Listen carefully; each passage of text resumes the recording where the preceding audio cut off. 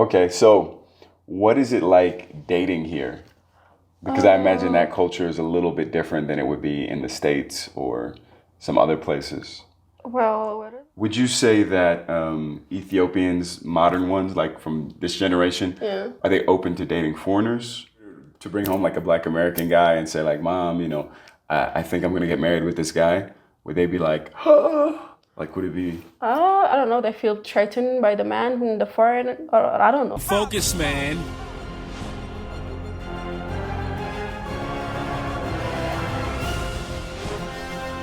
What's happening, everybody? Once again, this is your guy, Jay Focus. Today I'm here with a very special guest. Do you want to introduce yourself? Should I do it? Do the honors. You want me to do the honors? Well, I mean, there's so much I could say about you that I don't want to leave anything out, so I'm going to let you do it. How about that? This is Mahi. Mahi from ADDIS, I guess. Yeah, There's not much to say. What else do you want me to tell them? Mahi from ADDIS. So you were born not in Addis, right? You were born in a different city? No, I was born and raised here. Born and raised here. Okay, so we're dealing with an Addis girl, proud of her city, knows probably everything, right? A little bit of... Okay, so, I've been privileged to be here with her today because she's actually going to show me some different parts of her city, things that I may not know and may have missed, had I not crossed paths with her. So, what is something that many foreigners, tourists who come to Addis don't get to see when they're here? They get to see mostly the parks, the things that you see in the city, but the thing that I actually want them to experience or that I believe they don't get to see is the actual livelihood of Addis, like the day-to-day lives, not the kind of experience they experience as somebody who's on vacation, but just being able to live here a little bit more, stay here for a while, look how actually people live, work, interact with each other, how they entertain themselves, just actually experience the livelihood of Addis. Okay. That's one thing that I want them to experience. And really getting to connect with local people. Yeah. Okay. That makes sense. Yeah, just enjoy the simplicity of the city. Yes. Yeah. Okay. Yeah, and the thing is, I've been to Addis before, but this city is much bigger than I could imagine. So hit that like button. I'm putting in work out here. I swear to y'all, I'm putting in work. Every time I think I kind of know Addis, it's like, no, there's more. There's a lot of layers to it. And I'm constantly finding new things and discovering as I go. Yeah, as you should. There's a lot to see. It's full of culture.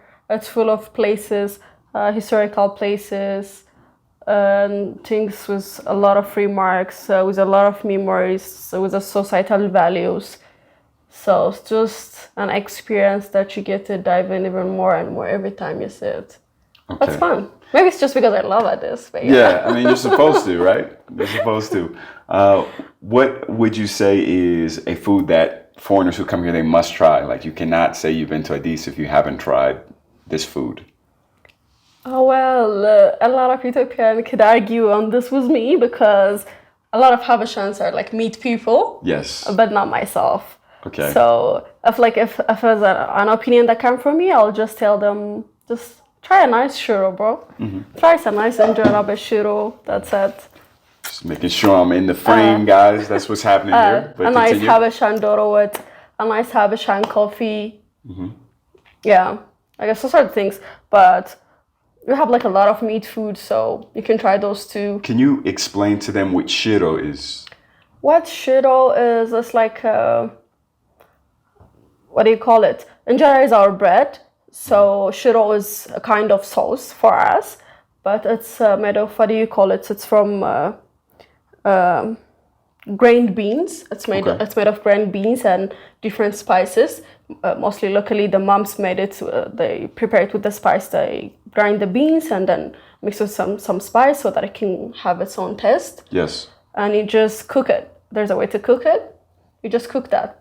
It's like a powder, and you cook it into a sauce, and you can have it with injera. Okay. That's what shiro is basically. Turn the camera up just a little bit because I feel like I'm getting cut off. Yeah, there we go. Yeah, that's better. Lined up a little bit better now. You guys can see me and high definition now. So, have you met many Americans? I mean, I can say that through work, through life, Okay. just entertainment. Actual Americans, people who have been living in America. Yeah, I can say that. So, what do you think about? I don't know, Americans. Is there any impression that you get from them? I mean, it's hard to generalize it and give them like some sort of character they share, because I think as much as we have like a different culture, different lifestyle and all that, there's a similarity to our lifestyle because we have like different kind of cultures, different kind of areas and stuff like that. So even if I meet a lot of people from America, most of them are different because they come from a very different background, different kind of states and all that. So I don't think I can give them one definition as American, but you guys still have to have fun. Okay. I love ADDIS. All right. That was a very diplomatic answer. You see that? She could be a politician. She's like, look, I don't want to offend nobody. Y'all are all different. Y'all ain't all the same. I'm not going to be like, y'all are rude. Y'all are this. Y'all are this. It's like, it just varies across the board. It just does, you know, and that's a safe answer. And I'm not mad at you. Now, if you would ask me what I think about Ethiopian people, you know, I'm going to keep it 100, guys. Raw, uncut. In general, I think Ethiopian people that I've met have been very friendly, you know, open-minded for the most part. I do think that when it comes to me, a lot of times they're trying to figure me out because I kind of have a Habesha appearance, but then they notice like there's things that are different. So I don't know if they're like, okay, he's Habesha, but he was born in the West, or like, you know, why doesn't he speak Amharic? Like those kind of things. I can kind of look at them and kind of see the wheels turning in their heads. Like they're trying to like know where to place me. So that's interesting, but yeah, service here is very good.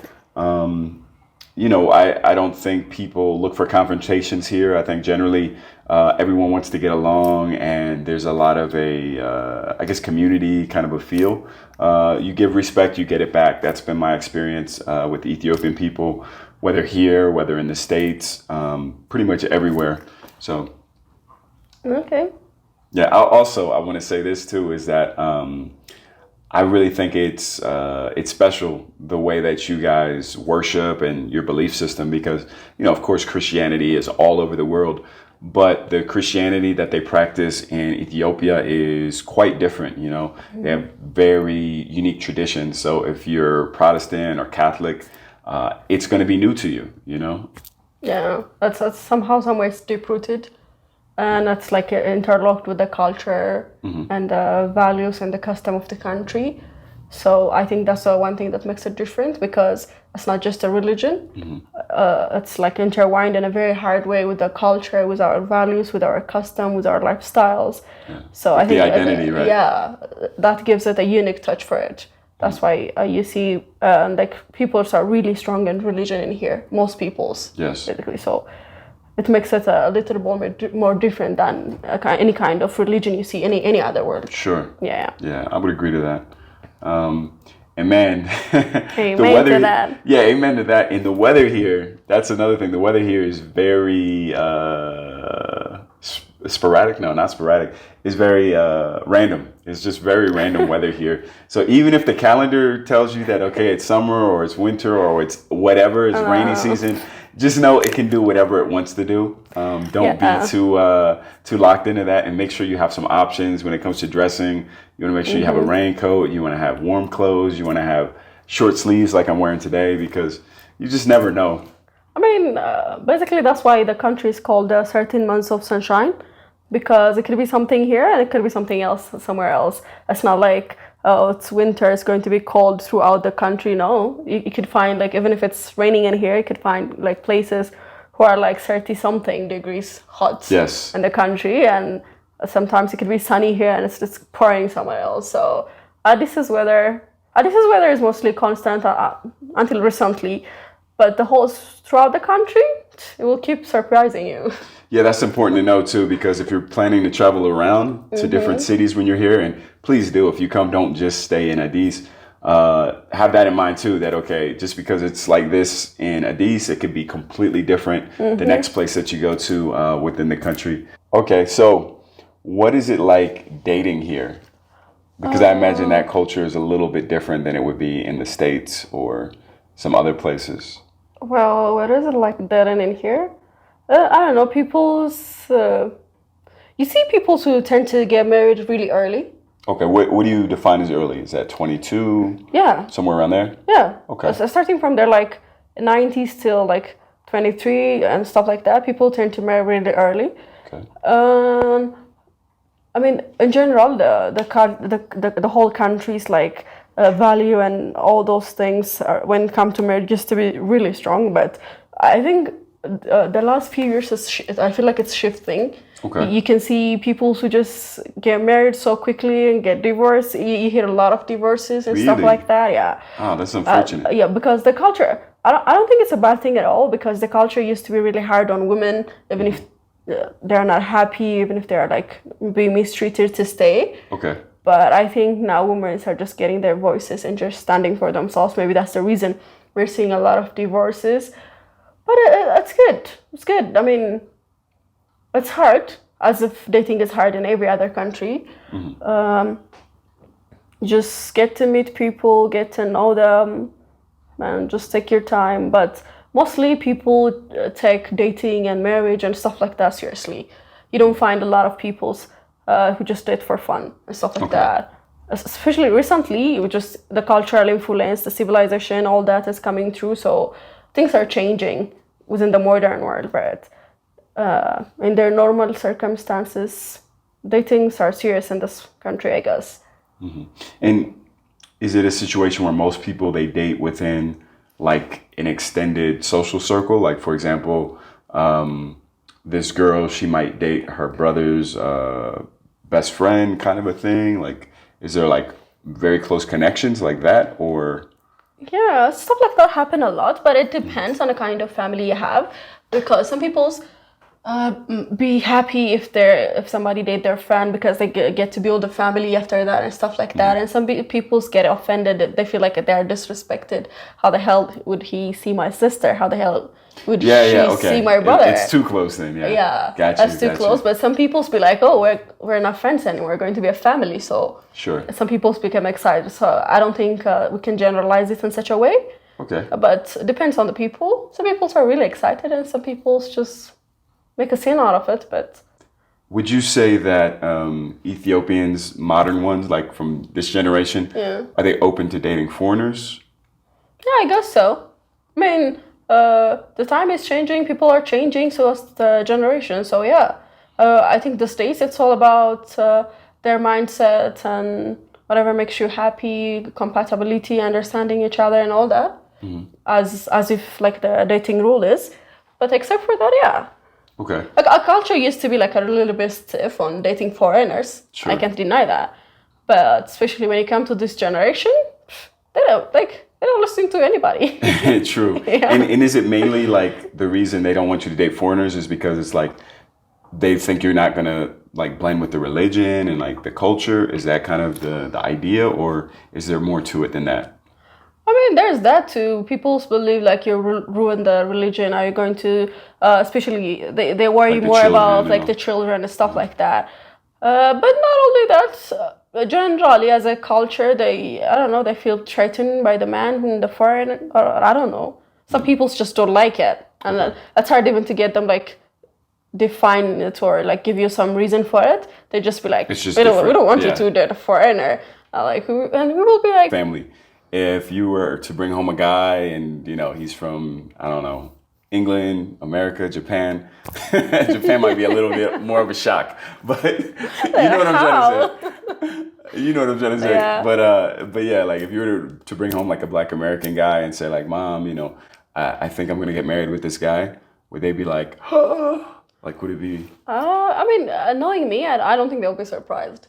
Okay. And second, my families, I mean, a lot of families in here might tell you to get married early, to get married this kind of person, and this, all that, all this. But my families are not like that. My dad never told me like to marry such kind of guy or to marry a certain age or anything like that. He just always told me to keep working on myself, and whoever comes along, just check it out. That's it. So I don't think it'll be a big shock unless like you are like into some Satanism shit like that, and ruin the whole line of blood and stuff like that. 666 on my forehead. Yeah, some crazy shit like that. I mean, as long as you're respectful for my culture, for who I am, for my identity, for where I come from, and for my families, I think they'll be happy with whatever makes me happy or with whatever I choose.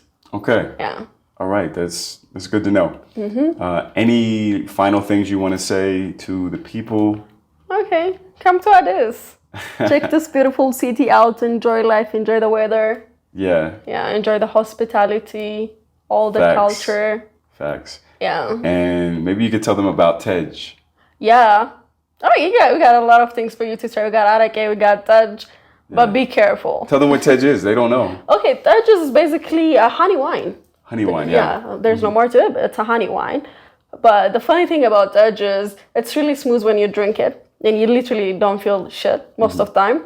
But once you just want to walk, then you will drink it. And like, hello. It's waiting for you. Yeah, it sneaks up on you. Yeah, for sure. Up on you, so. And it's good. It's really good wine. And do you drink that at special occasions or?